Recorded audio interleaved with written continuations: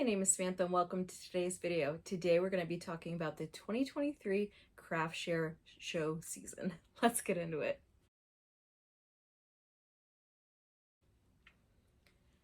As you can tell, if you've been watching my videos all year, I've only done one craft show this year. So spoiler alert, I don't have a breakdown of the yearly, pros and cons and the cost and the profits from the craft shows this year because I only did one show.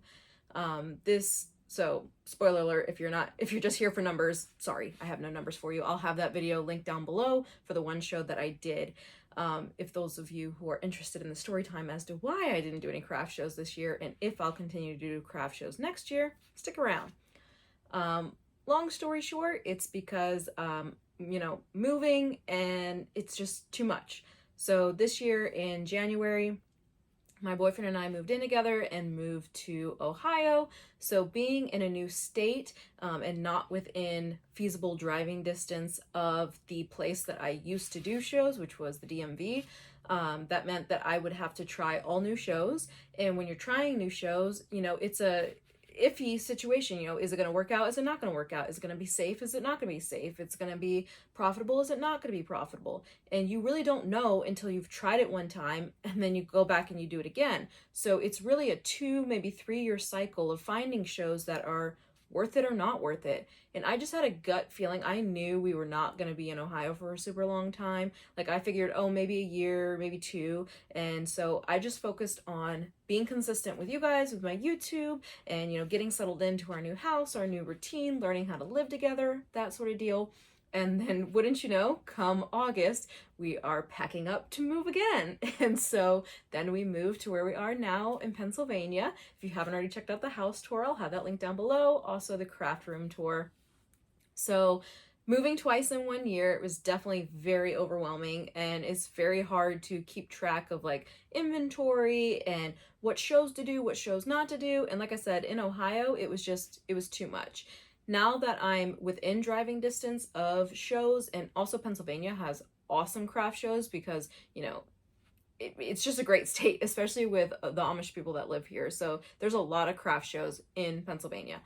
However, now that I'm, mentally prepared and able to do a craft show, we're already in December. So people would have signed up for shows months ago, if not at the beginning of the year. So at this point, I'm not sure if I could get into a show or not. And this was in, October when I was finally ready that I could have done a show. But that being said, it's so late in the year that at this point, as far as my taxes, it's not worth me doing a show. I don't want to make any money. So this year has been an epic failure in in my business. But, it is what it is. I worked more towards my YouTube and being consistent. We got monetization last November. So I will be bringing you a 1 year, how much did I make on YouTube? Spoiler, not a ton. And next year I do plan to do more craft shows, and I can do the craft shows that I used to do in Northern Virginia because it's only a 3-hour drive, as well as expand to shows in Pennsylvania. So I'm really excited for the 2024 craft show season. I'm excited to do more shows. If you're in the area and you know of any good shows, please put them in the comments down below because I would love to start getting signed up and getting ready for the 2024 craft show season.